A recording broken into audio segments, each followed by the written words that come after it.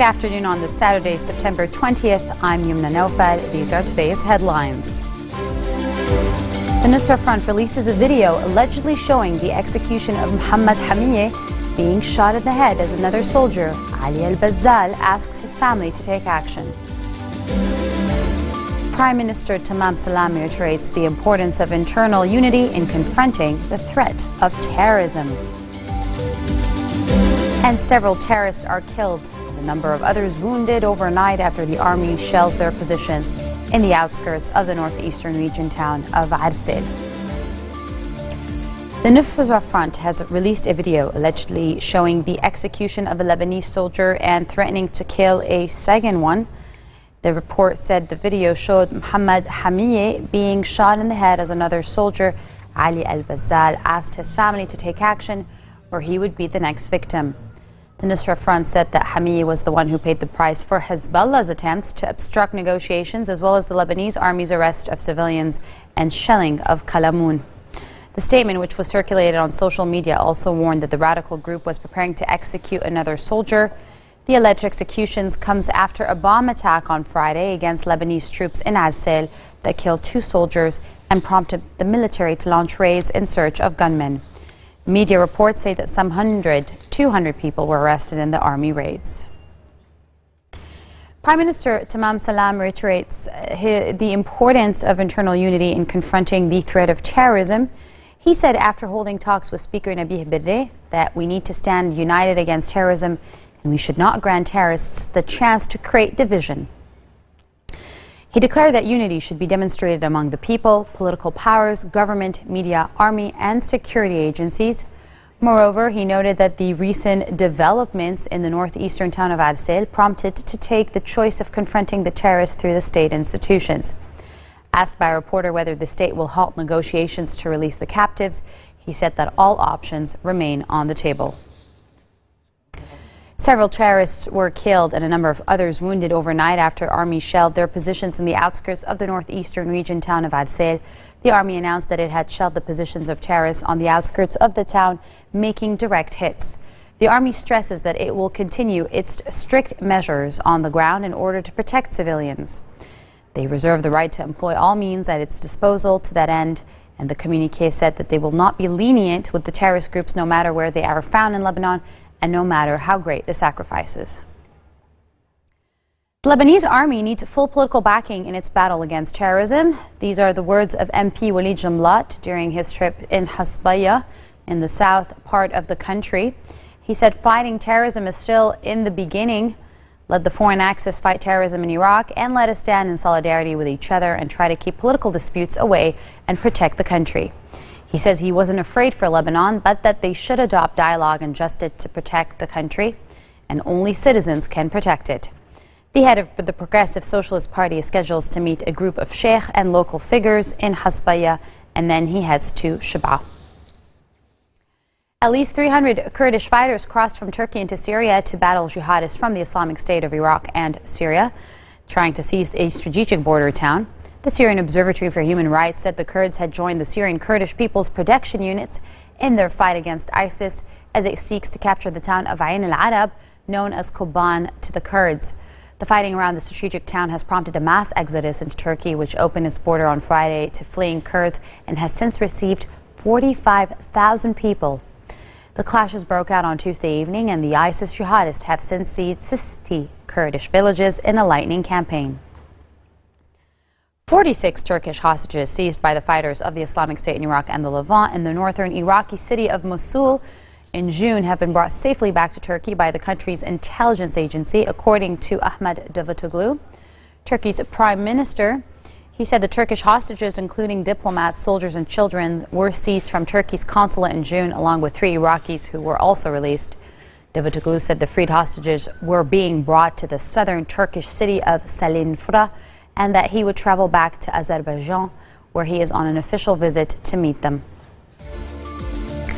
Coming up next, U.S. President Barack Obama says he will use the upcoming United Nations General Assembly to continue to rally the world against ISIS. Stay with us.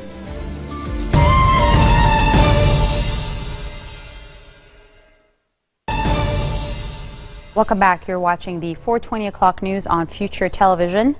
Yemen's government troops have been battling Houthi rebels for a third day in the capital of Sana'a after the collapse of ceasefire talks. Explosions were heard near the Interior Ministry in the northern part of Sana'a a day after the Shia fighters began shelling the state television building as they advanced into the city. Meanwhile, reports from Sana'a said the Yemeni army was commencing a counterattack on the Houthis with backup from the Republican Guard unit.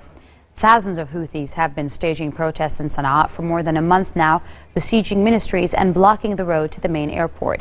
Fighting in Sana'a has become so intense that by Friday, international airlines suspended flights in and out of the nearby airport.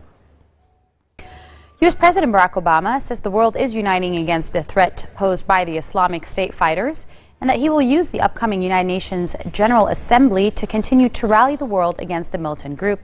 He says because we're leading the right way, more nations are joining the coalition, and over 40 countries have offered to help the broad campaign. These are his words. Over the past week, the United States has continued to lead our friends and allies in the strategy to degrade and ultimately destroy the terrorist group known as ISIL. As I've said before, our intelligence community has not yet detected specific plots from these terrorists against America. Right now, they pose a threat to the people of Iraq, Syria, and the broader Middle East. But its leaders have threatened America and our allies.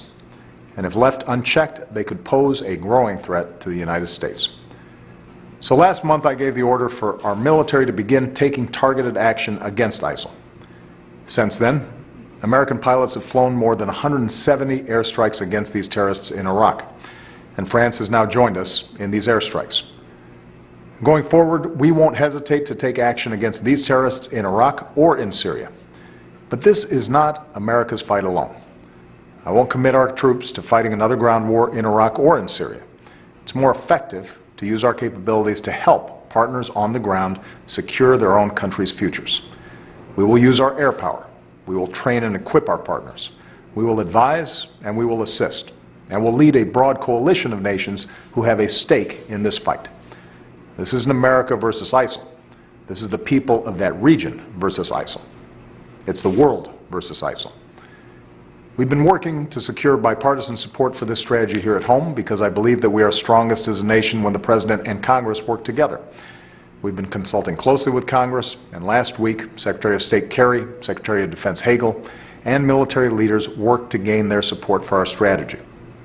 A majority of Democrats and a majority of Republicans in both the House and the Senate have now approved a first key part of our strategy by wide margins. They've given our troops the authority they need to train Syrian opposition fighters so that they can fight ISIL in Syria.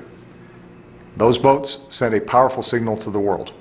Americans are united in confronting this danger, and I hope Congress continues to make sure our troops get what they need to get the job done. Meanwhile, because we're leading the right way, more nations are joining our coalition. Over 40 countries have offered to help the broad campaign against ISIL so far, from training and equipment to humanitarian relief to flying combat missions. And this week, at the United Nations, I'll continue to rally the world against this threat. This is an effort that America has the unique ability to lead. When the world is threatened, when the world needs help, it calls on America. And we call on our troops. Whether it's to degrade and ultimately destroy a group of terrorists, or to contain and combat a threat like the Ebola epidemic in Africa, we ask a lot of our troops. But while our politics may be divided at times, the American people stand united around supporting our troops and their families. This is a moment of American leadership, and thanks to them, it's a moment that we will meet. Parts of the White House were evacuated on Friday evening after a man jumped over the fence and ran into the building. The U.S. Secret Service said a 42-year-old man jumped the north fence and ran towards the White House, but appeared to officers to be unarmed. He was apprehended, of course, just inside the north portico doors of the presidential residence. The Secret Service spokesman said the man is under arrest and was transported to a Washington hospital because he complained of chest pain. Nicolas Sarkozy is making a political comeback in France despite his legal troubles. He joins the race to lead his conservative UMP party in a barely concealed first step toward trying to win the presidency in 2017.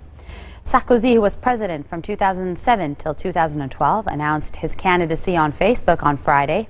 In long letters, he says he has decided to propose a new political choice to the French. The 59-year-old husband of model-turned-singer Carla Bruni is facing legal problems linked to corruption accusations. But his successor, socialist François Hollande, has become the most unpopular French leader of modern times over his handling of the dragging economy, and polls suggest some voters may need Sarkozy to return. The Picasso Museum in Paris is reopening for 2 days this weekend after being closed for 5 years of renovation and expansion that have been fraught with setbacks and dismissals. The 37 rooms of Musée Picasso inside the Marais district's grand 17th century Hotel de Salle are being temporarily opened in honor of the Animal Heritage Weekend.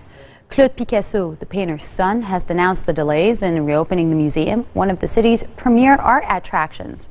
Speaking to Le Figaro in May, he said France's former culture minister has told him that troubles getting security guards in place, as required under French regulations, were behind the delay. He told the newspaper he couldn't understand that and that he had the impression that France did not care about him nor his father. Liam Neeson takes on his darkest role in recent years in a new surprise thriller called A Walk Among the Tombstones. In the movie based on Lawrence Block's best-selling series of mystery novels, he plays an ex-NYPD cop, Matt Scudder, now an unlicensed private investigator. Former Downton Abbey star Dan Stevens co-stars as heroin trafficker Kenny Christo, who after his wife is brutally murdered, hires Scudder to track down his killers. So you're a private detective? Unlicensed. I do favors for people. In return, they give me gifts. So, what can I do for you? Someone's kidnapped my wife.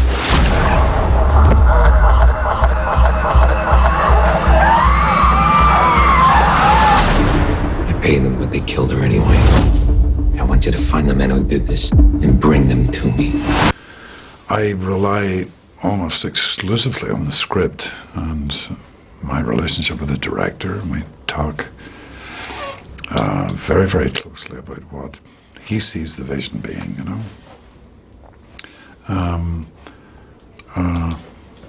But it is, there's some very, very dark elements to the story, and that I haven't seen in a movie for a long, long time, you know. And I certainly wouldn't call it an action film as such. I think there's a very, very slow build-up to the reveal of these the murders and stuff, you know. But there was a certain amount of research I had to get into with. I got access to video stuff on serial killers, and the police work that went into tracking these guys was very, very interesting. Whoever it was took your wife. Didn't just pick your name out of a hat. I've been following her. I know your schedule. I've done this before. I'm not going to do it again.